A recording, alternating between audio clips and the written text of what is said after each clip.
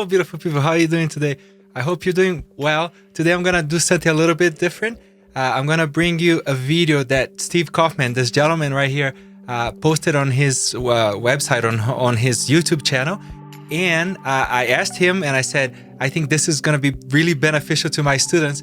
Can I post it on my channel? And he said, yes, you can. So Steve Kaufmann is this gentleman right here.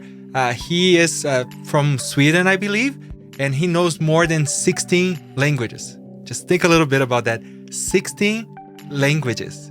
16 languages, right? Sometimes we think it's too hard to learn English. No, he knows 16 languages. And there's nothing special about him. He even talks about himself as a lazy learner, okay? So there's nothing special about him, but the only thing that allows him to learn languages is giving time to studying languages. And he's gonna talk about this and much more in this next video. So I hope you enjoy. And I would ask you to watch it until the end of the video, because at the end of the video, I'm gonna give you the link or the spot there where you can click and go subscribe and also watch his videos on his channel. Without further ado, here goes Steve Kaufmann for you, how to learn languages. Hi there, Steve Kaufmann. Today, I'm going to tell you exactly what I think about language learning. I have in the past sometimes pulled my punches. For those of you who are learning English, pulling your punches means that you don't say exactly what you have on your mind. When it comes to language learning, I was doing the dishes while listening to Turkish, actually. And but prior to that, I had, and I was thinking about something that I had seen, a video on Facebook where a person was saying, you know, everyone has their own style of learning. It's not one size fits all, and the sort of learning styles. And of course, I have seen a lot of this literature on some people are auditory or oral learners, some are visual learners, some are kinetic learners. That has been thoroughly debunked, and yet it remains very popular. No, all size, one size does fit all. Our brains learn the same way. I'm thoroughly convinced of that. Our brains learn through stimulus, largely through input, through predominantly listening and reading. Now, you may like certain activities. You may like watching movies with subtitles that you can't, or movies that you can't understand, or movies with subtitles. And all of that is an exposure at some level to the language, to the culture, but it's not an efficient way of learning.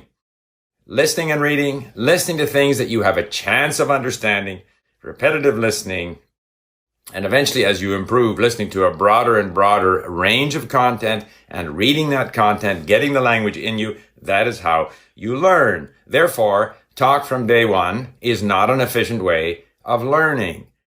It does trigger some input for you, because if you can find someone to talk to you when you essentially know nothing in the language, that is input. So to the extent that you're getting input, you're learning. However, you're far better off. It's far less expensive, far less intimidating to simply deal with initially short content as we do at Link, repetitive listening, and then moving along to more and more difficult content where you'll encounter, more sort of low frequency vocabulary, and you'll just continue along that road, getting the stimulus, the experience of the language into your brain. That is the fundamental learning activity. You may not like doing that. You may like doing other things, but that is the way you learn.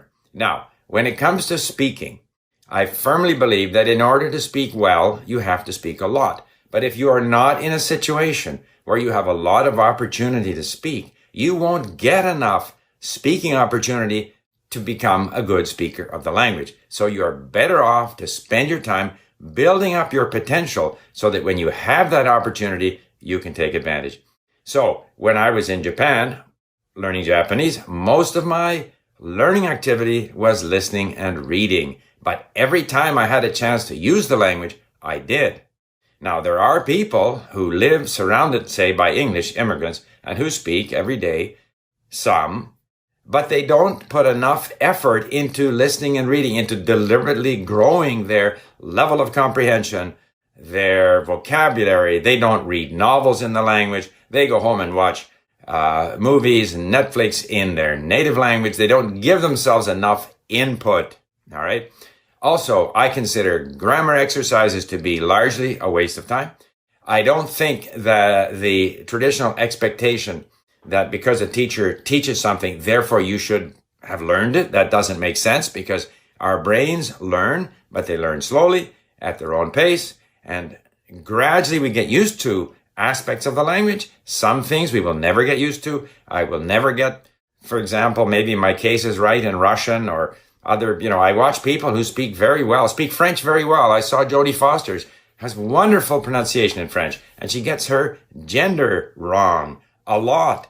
I saw the leadership debate here in Canada amongst our 6, contenders for the leadership or for the prime ministership in Canada. And the 3 Anglophones spoke French quite well. They communicated quite well, but they can't get the gender right. So some things will never click in or will click in very, very slowly.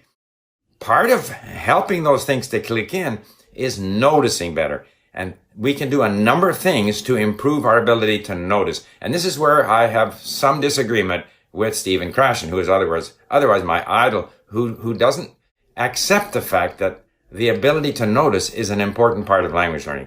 It's not that there are exercises to help you notice. It's just that I find now, as I'm listening to 3 languages, Arabic, Persian, and Turkish, and I've been away from some of them for a while, and I listen to them again afresh, stories that I've listened to before, I notice things that I didn't notice before. I hear things more clearly. You have to hear the pronunciation in order to eventually have a chance to repeat that pronunciation. If you don't hear the pronunciation, if you don't notice how these words are, in English, for example, pronounced, that it's different from how the language is written. If you don't notice these things, you won't have a chance of reproducing it when you speak. So I just wanted to get this sort of, there's a lot of, everybody has their own way and we got to be nice to this person and that person. I am allowed to say what I want because it's my channel. I get to say what I want. People are free to comment as long as you don't call me names with foul language. I won't block you or, delete you. You can say what you want. But my channel, I think we do a disservice to people by suggesting that there's every which way to learn. There isn't. There is an issue of what people like to do. So if you don't like to read, you're going to have a tougher time learning. You can learn totally orally. It'll be slower because most people, and I would suspect all people, are helped by being able to see the written word as well as listen to it. Therefore, my advice would be try to develop the habit of reading. Read things of interest. Start with easy stuff and then grow from there. If you don't like listening, you say you tune out, try to develop that habit. My initial sort of involvement with this whole language exercise, which began about 14 years ago, it started when I discovered at that time, mini disc player. And having learned languages throughout my life using open reel tape recorders and cassette tapes and sitting in language labs, and I realized, wow, I can carry this little thing and it has content there that I can listen to over and over again. I can have it with me wherever I want. I can download it and all this stuff. And of course, the mini disc player progressed into the MP3 player, but I realized that this is revolutionary. And at first it's maybe difficult to listen, and we fade out and then we fade back in. That's okay. But it's something that, and some people say, well, I can't do the dishes and listen. Try to develop that habit, because if your goal is to learn a language, even if you are living where the language is spoken, you have ample opportunity to use it. That's great. But still, you need to spend a lot of time getting the language in you. The language doesn't come from within you. It comes from outside. And so obviously, if you live in an area where the language isn't spoken, then you have to spend a lot of your time just listening and reading. You can't spend your day talking with people via Skype or going to the local, Arab community and hoping they want to talk to you. They may or may not want to talk to you. But if you are where the language is spoken, that's great. That's great. Take advantage of that, but still focus on listening and reading. That is the fundamental way that we learn languages. That's what I wanted to say today. And now, my wife and I are going off to play golf.